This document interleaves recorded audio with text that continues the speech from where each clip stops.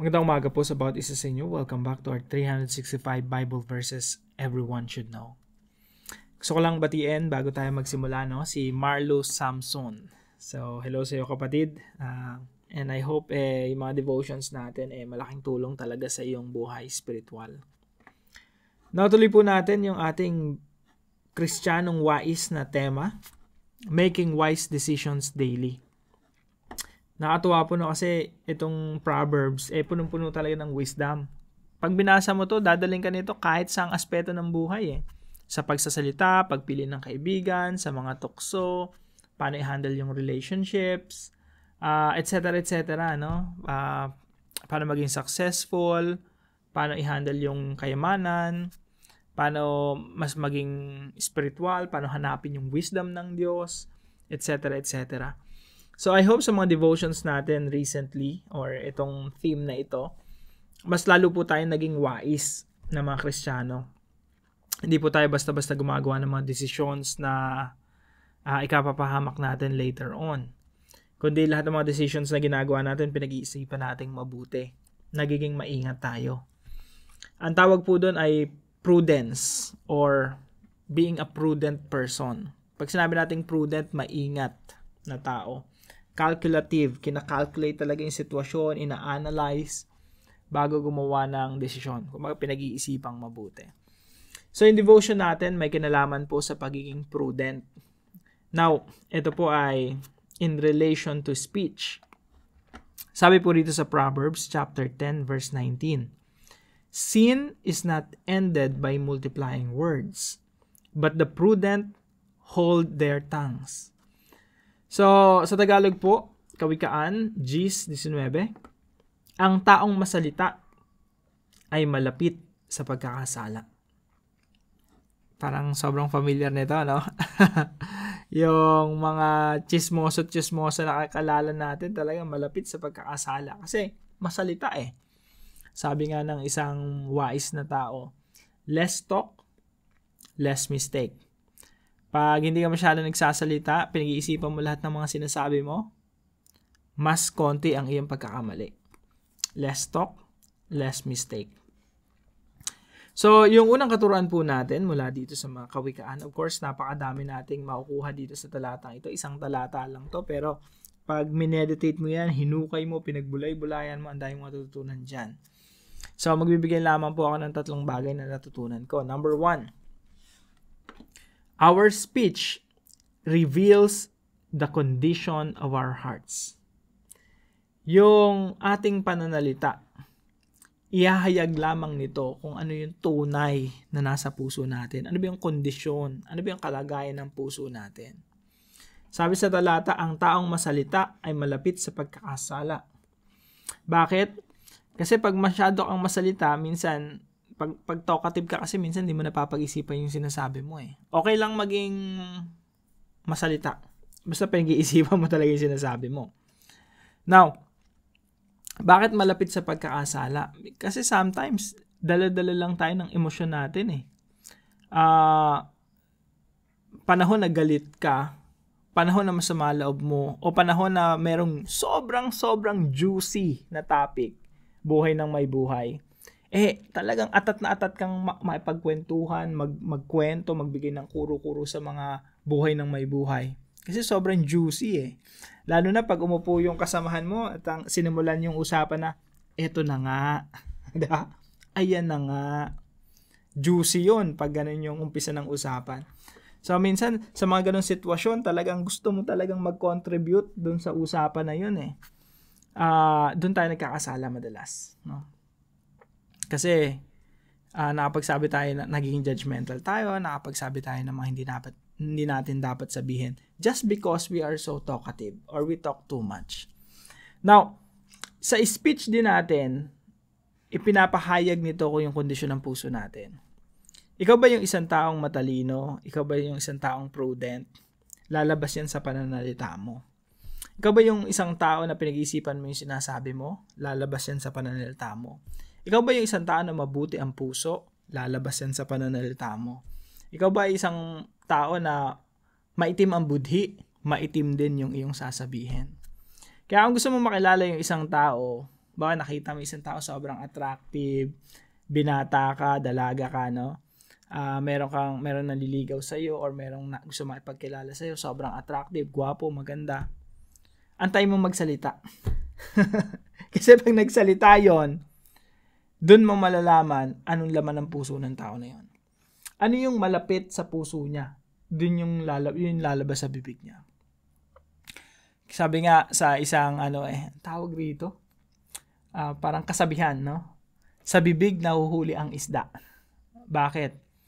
Kasi sa bibig lumalabas talaga yung katauhan natin. Our speech reveals the condition of our hearts. No?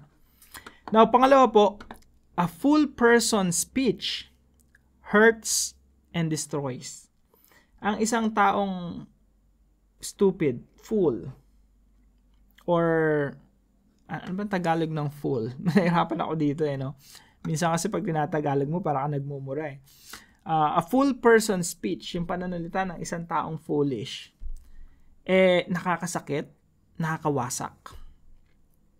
Kaya sabi dito, ang taong masalita ay malapit sa pagkakasala. Because you talk too much, nakakasakit ka na, nakakawasak ka na.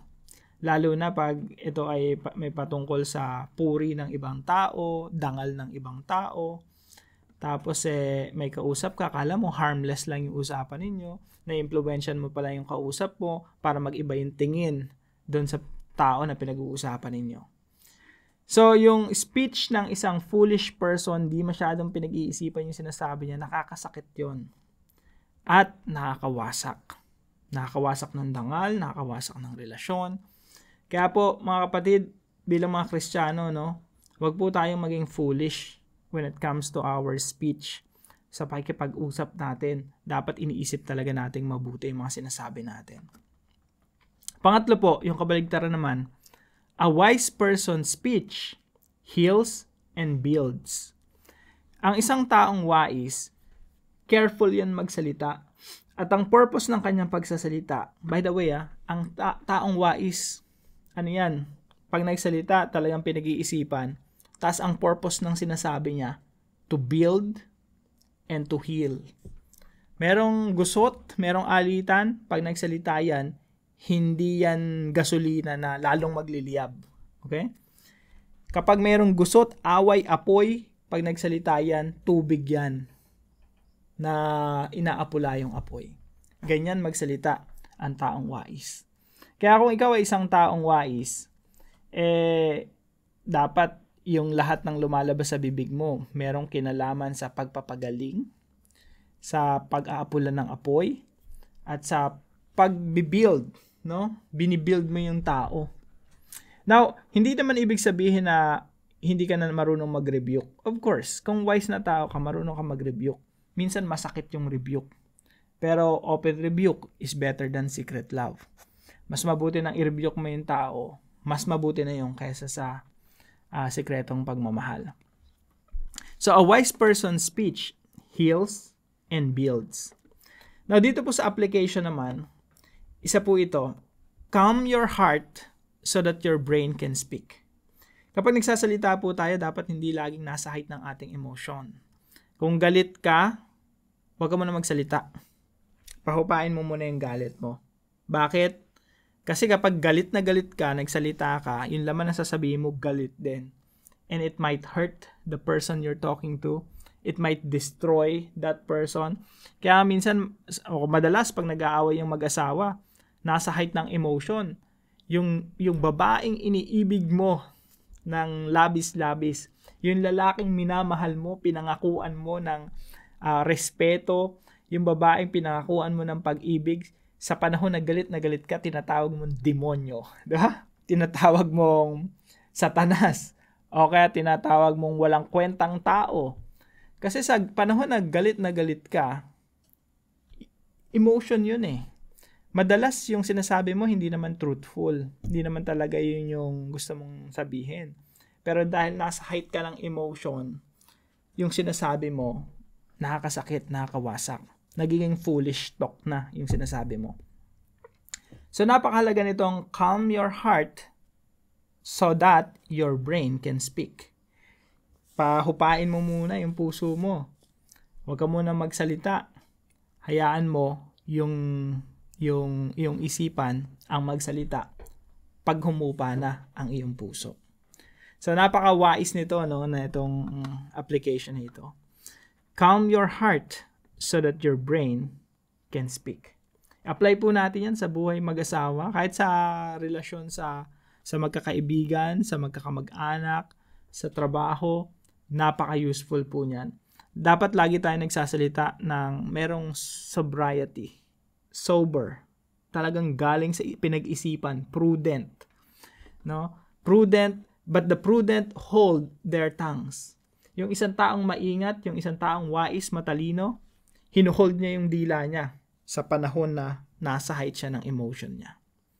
So sa ganong paraan, you don't talk foolish. You're being wise. Kasi kapag ikaw napag-isip-isip na, nahimasmasan ka na, yung babaeng pinangakuan mo ng pag-ibig, lalaking pinangakuan mo ng respeto, makakausap mo ng tama. No? Magiging wise ka na ang pananalita mo towards healing and building. So, calm your heart so that your brain can speak. Pangalawa po, carefully choose your words before you release them. Kapag nagsasalita ka, or bago ka magsalita, ina-analyze mo na yan, yung sasabihin mo. Dapat careful ka sa pagsasalita. Baka ma-misinterpret ka. Ako madalas ako na misinterpret kasi sa totoo lang, maangas talaga ako magsalita. Pero, aminado naman ako doon. Kaya, dapat maging careful din lalo na hindi mo naman alam kung sino yung mga nakikinig sa'yo. So, carefully choose your words before you release them. Bago mo bitawan yung iyong mga sasabihin. Kasi pag nabitawan mo na yan, minsan ang hirap habulin, ang hirap itama. Minsan mahahabol mo, makapag-apologize ka agad, mapapawi mo yung inis, galit. Pero antayin mo pa bang umabot sa ganong sitwasyon? So bago mo pa i-release yung mga sasabihin mo, pinili mo na, inanalyze mo na, para pag binitawan mo, swabing-swabe, ang ganda ng pagkakatanggap ng taong kausap mo. Lalo na ang kausap mo, kung ang kausap mo ay mahal mo sa buhay. No? Ayaw mong masaktan. When you speak, you want to be wise. You want your speech to be an agent of healing and building, not an agent of destroying or destruction. So, carefully choose your words before you release them. Pangatlo po, test your speech. Bago mo sabihin yan, nasa isip mo pa lang, subukin mo, i-test mo na agad. Unang tanong, is it true? Ito yung 3 test of speech. Is it true? Pag hindi totoo yung sasabihin mo o kuro-kuro, huwag mo na sabihin. Pangalawa, is it helpful? Makakatulong ba yung sasabihin mo? O parang juicy chismis lang?